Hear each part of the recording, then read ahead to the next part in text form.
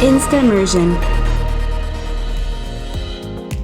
So welcome to I Am Talk. We have the one and only Mike Brock in the house. He is the executive director of Hui, Hawaii, and we actually have the privilege of serving together at C4 Christ-Centered Community Church, and Mike is on the management team, and just been such a blessing to not only our church, but to the community at large. And so just want to thank you, Mike, for just your time traveling all the way over here and just having this time to talk story. Yeah, I love being here and I appreciate it.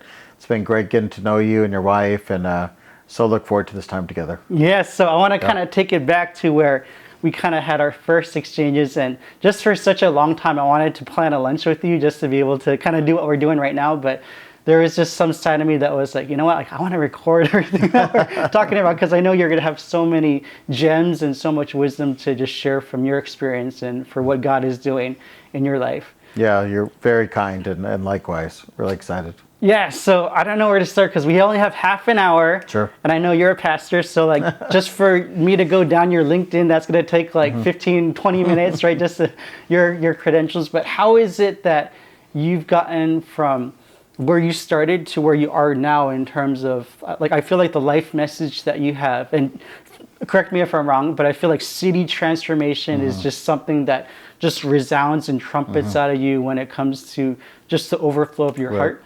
And so yeah, it certainly does. Yeah, so kind of share a little bit about, how did that all come to be? Yeah. I grew up in the church, and I never had a problem with Jesus, and I never had a problem with the Bible, but I always had a kind of sticking point in my heart around the gospel and how it's lived out and how it manifests within the church. And so my parents being pastors, they traveled around the world, and usually they traveled around to talk about people that had affairs in the church, or stolen money, or there was some kind of crisis, or somebody was fighting together. And I would fall asleep in those meetings on their lap or be in the next room. And by the time I was old enough to know better, I thought, man, the church is really dysfunctional. Yeah. And so I decided that I was going to travel around and talk to churches and go to Bible college. But the one thing I promised myself is I'd never be involved in a local church. And, there was one day, and I got the sense and the impression that the Lord was saying to me, the bride of Christ, she may be fat, ugly, stinky, whatever, but she's mine, and I'm coming back for her. Wow. So make her beautiful. And so I went from itinerant speaking to committing and serving in church for over a decade. And during that time, I fell in love with the body of Christ. Wow. I fell in love with the church, and I realized that it's central to the message and the gospel of the Bible. I mean, you can't do anything without the church. It's the centrality of the gospel and why Jesus is coming back. But in that, I still felt, after so many years of pastoring, that God has more for the church. And my friend Roger says very well, Roger Valsey, he says we should have a go congregation and a come congregation. And often we have people that come to the church, but we don't have a lot that go out into the world. So my heart and vision is to really activate the church in a whole new, unique way. Not so unique when we think of the Galileans and ancient history, but maybe unique in modern day of how we activate. When you look at just the common day, the modern day version of just the infrastructure of how we do church, I see a lot of things that we can tend to set up can produce a kind of a consumer-driven mindset, right? Where the people that are coming, it's like, feed me, give me the message. We'll even give you money to tithe and offer. If we get the show or whatnot. Like with that tension, how is it that you think that we're able to just kind of fight that and be able to say, okay, how do we really activate followers of Christ to be able to live out that Great Commission call that, we're all called to live it out, right? Right.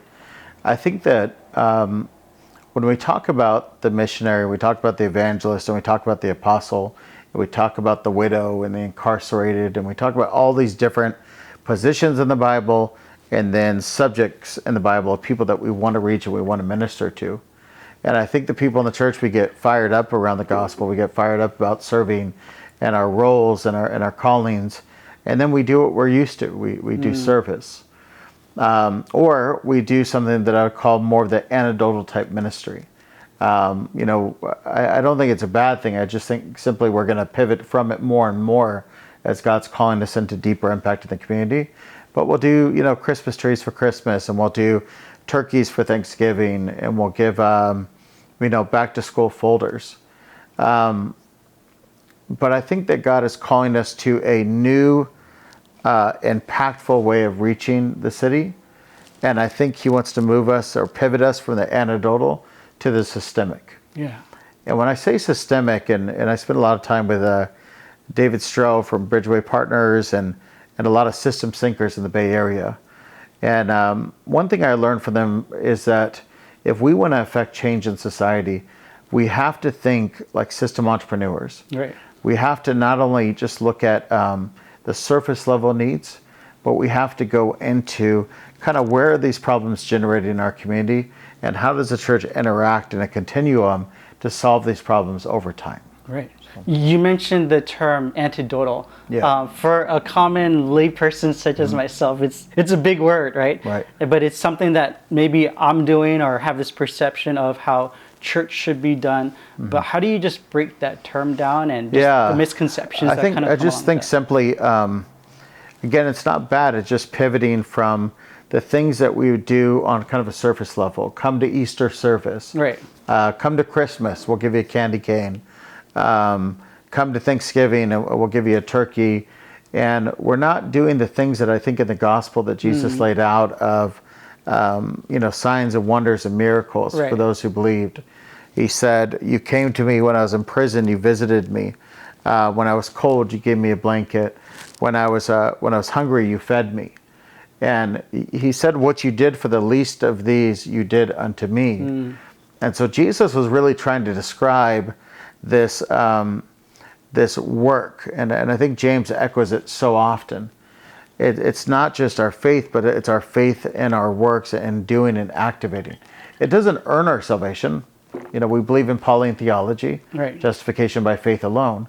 But simply once we're justified by that faith alone, what is the journey that God is calling us to and asking us to pursue with him in serving our neighbor, serving our community, and being an impact?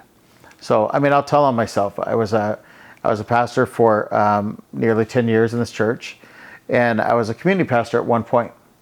And every year I would go into this Latino community near the church, and I would give away turkeys. And after about 6 years, this lady finally bolstered up enough,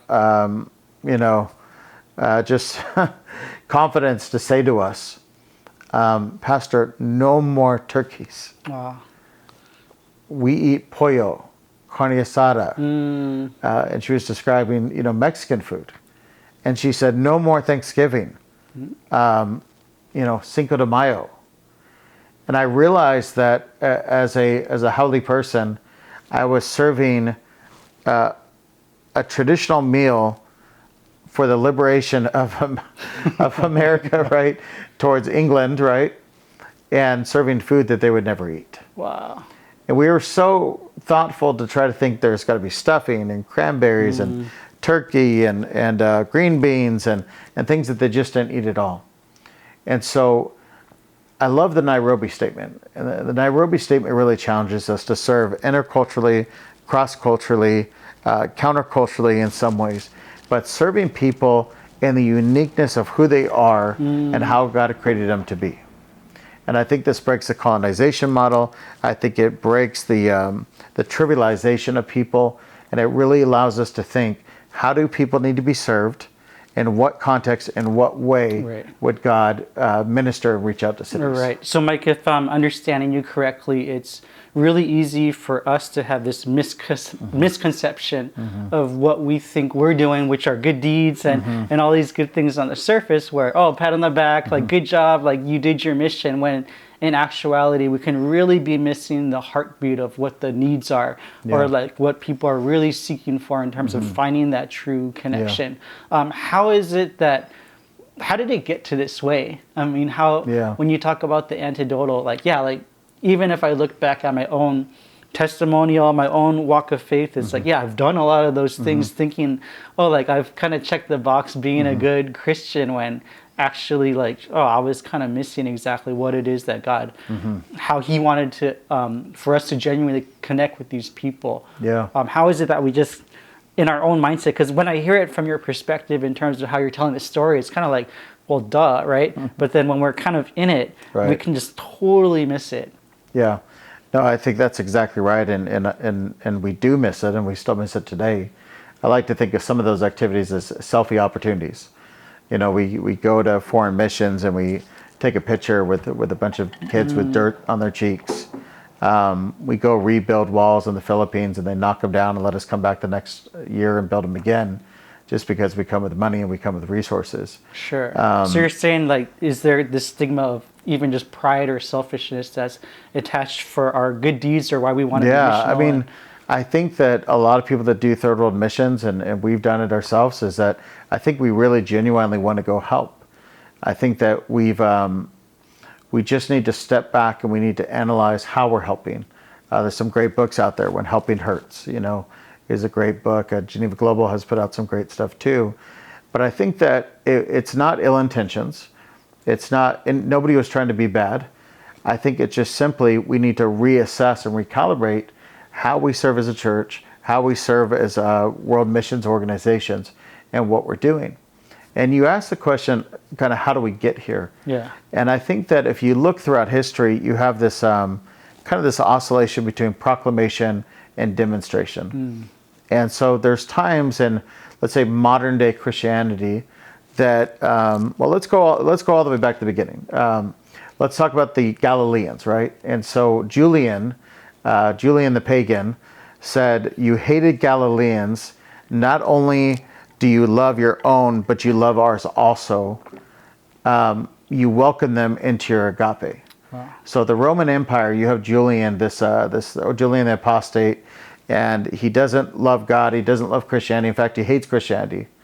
But throughout the course of his life, he saw the Galilean people serving the Roman Empire and helping the people and helping each other, that on his deathbed, he actually told his wife, Galilee, you've won. You've welcomed them into your radical agape. And after his death, Christianity became the roaming and the reigning religion of Rome. And so there was a day and a point where we shared what we had, we gave to one another, we loved our neighbor as ourselves. Right. And I think there's still Christian communities around that do that. Absolutely. I think there's Christian communities around here, and I think there's churches around here that still do it. But for the mean group, the largest average group of churches, I think generally speaking, we've got more into proclamation ministry. And so what I mean by that is if we go through the 80s, there was a lot of preaching and a lot of telecast, and buy my prayer cloth and the oil and you know, a lot of services, a lot of camps, and a lot of storytelling, but you didn't see a lot of mobilization of people on the street. Wow. In the 90s, we did see a little bit more of social justice movement, people waking up to causes and to unique things. But I think that quickly waned, and we went into a worship movement. Right. And so worship got really big. Vineyard, Maranatha. It was, you know, what worship songs do you do? And people come for worship. And then I think we got back into the service model a little bit. We had Live Strong, Susan G. Coleman. We had, you know, End Human Trafficking, and things are really exciting. Right. And then we faded out of that, and we went back into, you know, what's the new music. And so the church has always oscillated between demonstration and proclamation. Wow. But I think God's asking us to marry those two things together and say, look, let's worship hard. Let's love the Lord hard. Let's fill up our spirits. But then let me activate you with the gifts of the Spirit that I gave to you, and let's go on to the highways and the byways. Wow. If there's any conviction that people are listening and just kind of feeling through this message that you're preaching, or even if it's even, let alone like an organization, right? Because I know you have a lot of experience in terms of just being able to help organizations on a systemic level. Where do they start in terms of, okay, wow, it's like, wait, we've been actually living out that antidotal. Again, you're saying not a bad thing in heart, but in just terms to pivot. But yeah, like just to pivot, like how do you go about just having this awakening in terms of, how do we kind of really just reach that heart of what our ministry should be about? Yeah. I was with a great organization called Transforming the Bay with Christ in the Bay Area. We serve 256 cities in 11 counties. And the hope and our dream was to do exegesis of every city, to truly understand, what are the principalities and the powers? What is the historic things that have happened in the land? What people were persecuted and hurt or marginalized or gentrified? What were the spiritual progress that's happened? Sure. What were the things that pastors that had come and gone, and what were the sticking points? And then finally, what is the greatest need of your city? And so as we sit back as churches, and I think that not one church can do this on its own. I'll pause and say this, that we believe that churches exist to reach cities. Right. And that's their calling, that's their mandate. Roger Valsey from Cornerstone taught us that. He did it so well in this curriculum called the City Gene.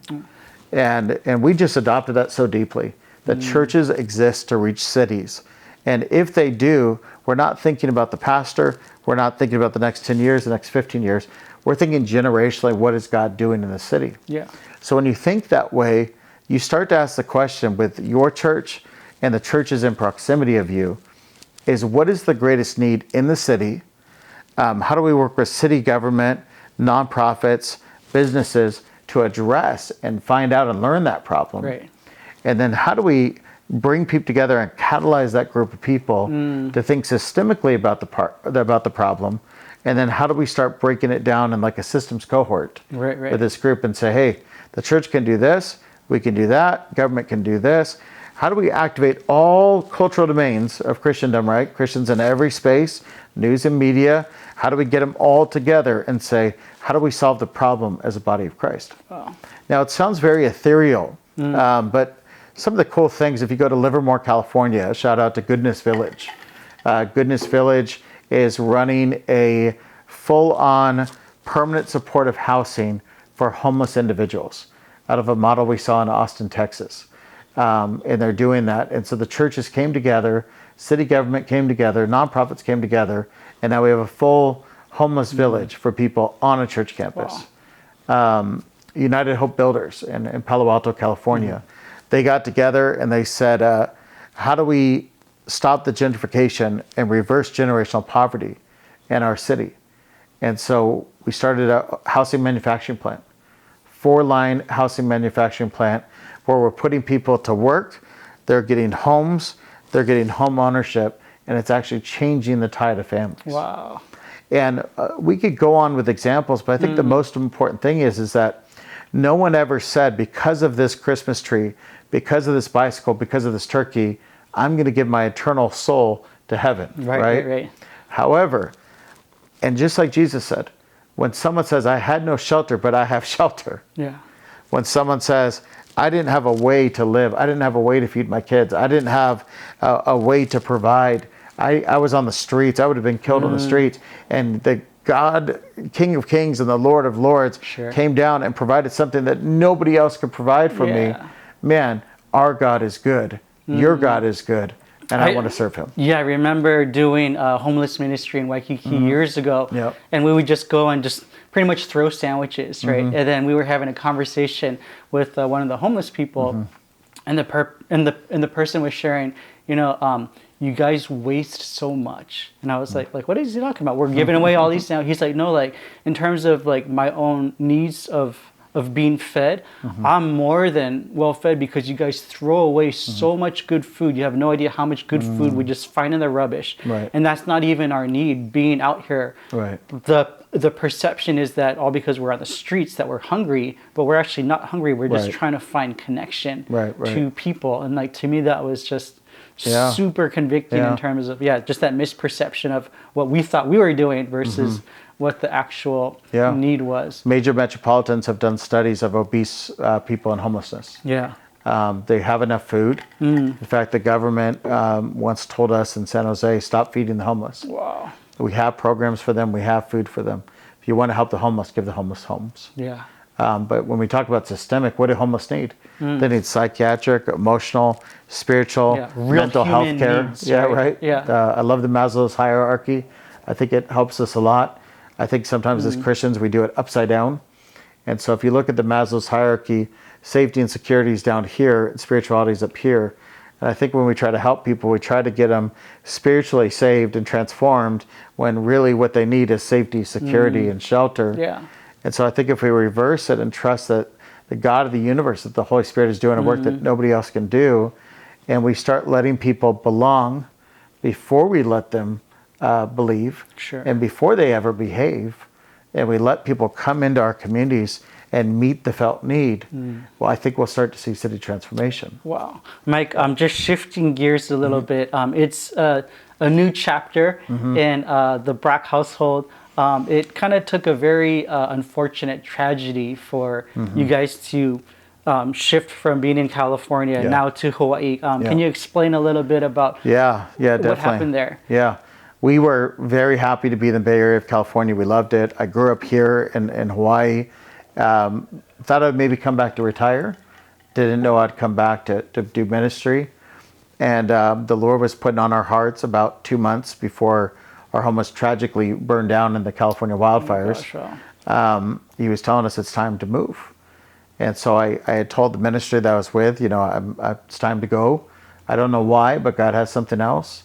What a lot of people don't know is the Lord had put on our hearts so strongly, I started selling our possessions. I had sold a motorhome, and I sold a truck, and I sold motorcycles, and I sold the stuff that we had because God was saying, sell everything. Wow. Everything we sold wasn't covered by insurance, and or we wouldn't have got the value. I had a talk with the family, and I said, hey guys, it's time to move. And every kid in the family and my wife said, okay, it's time to move. Our hearts were ready. And then in 3 minutes, we lost our home. Oh my gosh. Unexpected shift of wind. Wow. 3 fires combined. They called that a complex fire. And our home was taken and we lost everything.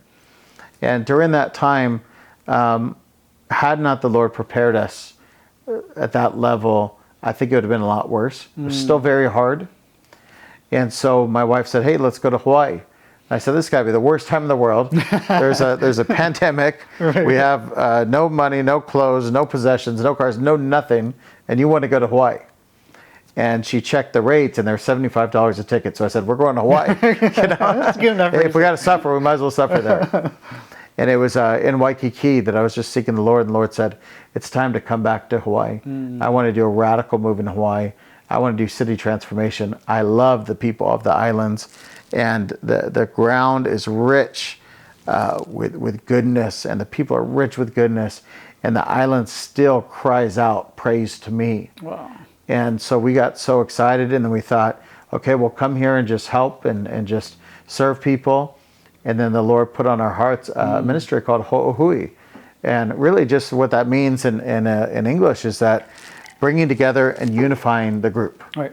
And what we see is nonprofits and churches from all over the island coming together and being aware of what each other are doing, partnering together when we can, looking at cities with a view of all of us, not just one of us, and really raising the tide of worship, young adult ministry and children's ministry and teenage ministry, and just really seeing God transform cities in every way. Wow. So I really see how God was able to use that really unfortunate circumstance to not only bring you back home, but kind of almost like reinvigorate your passion for your homeland and just really wanting to see community change. And I think it's just so awesome how just your influence on a I don't want to say like a higher level, but kind of like, with more CEOs and other executives, where you're able to really key in on those relationships to be able to,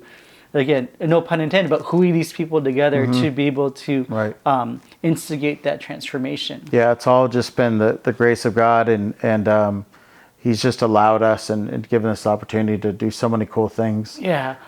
What advice would you have for maybe there's people that don't have that same kind of influence, but maybe they have homes, or maybe their employees and workplaces have different types of influence, but if their heart is for city transformation, social justice, things kind of beyond themselves, what steps would you recommend in terms of, hey, like, what would be a way where they can get involved and just be a part of this movement? I think let's go way back to the Old Testament, and I think it's so important to know that when Jesus, or when God rather, wanted to live amongst the Israelites, and he said, "Build a temple for me." Right. Moses gathered the people, and he's very descriptive in saying, "Bring the beaver skin, and bring the copper poles, and bring the purple cloth," and he was asking for all these ingredients to be brought. And a lot of theologians will break that down and say, well, the purple was this, and the brass meant this, and the this meant this, and I think it's all malarkey. I don't believe any of it. I think that the materials that Moses asked the people to bring were the materials that are characteristic of who they were. Wow. They were already copper makers. They were already doing purple cloth. They were already doing all these things that they asked for. Those things already existed. And so what they had, they brought. Wow, I love that. So I would say if the Lord wants to do something in you, and you want to do something in the city, what is it that you're good at? If you're a real estate agent, if you're in marketing, if you're in graphic design, if you're in whatever it is, say, Lord, use my gifts, callings, and abilities. Because God not only wants to infiltrate the business space, but he wants to infiltrate every single part of humanity. Wow. True transformation is when our prisons are going down and the amount of people are in them, the bars are closing earlier, there's less domestic abuse, there's higher, our kids are being educated better, learning better, Right. people are getting along better, and that takes every part of society functioning as the Holy Spirit would call it to function. Sure. Because his kingdom come, his will be done on earth as it is in heaven. Yeah. And so get with people, talk to them, network with them and say, what can we do for the kingdom? Yeah, no, I love how just your perspective on city transformation, it doesn't exclude anybody, right? No, just as long everybody. as you have a heart, you could use your spiritual gifts, your abilities, your skills, the way that God has designed us to be able to bring something just so valuable to the table. We're down to our last 2 minutes, but I just wanted to give you the floor in terms of, if there's anything, maybe it's Ho'ohui, or maybe there's other things that are going on in terms of projects or different things that you're a part of. But if you could just address the camera in front for just anything that you would love to just pitch. I love what C4 Church is doing with Kapuna Ministry. That's a ministry that's growing right now. If you live in East Honolulu, or even if you live in Kailua area, get involved with serving our Kapuna population. We're having a silver tsunami right now, and seniors need to age in place well. And so there's a great need for that. Metro Church down in Kalihi is doing amazing work and serving the kids in that area. There's so many good ministries right now, and so many good churches around the island. Plug into one of them. Get a part of a community. Get a part of a hui, and meet people and say, what can I do, God, to serve my city? Yeah. And whatever it is, Ho'ohui is for all of us to come together, whether it's with us here today, whether it's you and your pastor, whether it's you and your neighbor. Start to outreach and serve your community, and let God show you how good he is and how good he'll be to the people of Hawaii. Yeah, if somebody just wants to get together with you, Mike, and either shoot you an email or get on your website, what's the best way that they could get in contact with you just to talk story? I'm on Instagram, Mike Brock _, and we'll talk to each other on there, and then we'll find a way to get together. Right on. Well, I'm just so thankful for thank you. Just your time, your energy, just your heart. Just city transformation is just that trumpet that you're blowing. I believe that just as you continue speaking forth that message, that God is just going to ignite the hearts of all these different pockets of people getting excited, just really wanting to see just his spirit work throughout just regions beyond. Awesome. And so thank you. This is Mike Brock again. I'll leave his contact information, website, and so forth in the description box below. But I just want to thank you again for your time. Thank you. Appreciate it. Thank you guys. instaMERSION. I would love to thank you for hanging out with us here on I Am Talk. Hit the subscribe button to stay in tune with our channel. Oh, and don't forget to tap that bell icon to get notifications on the latest episodes coming your way.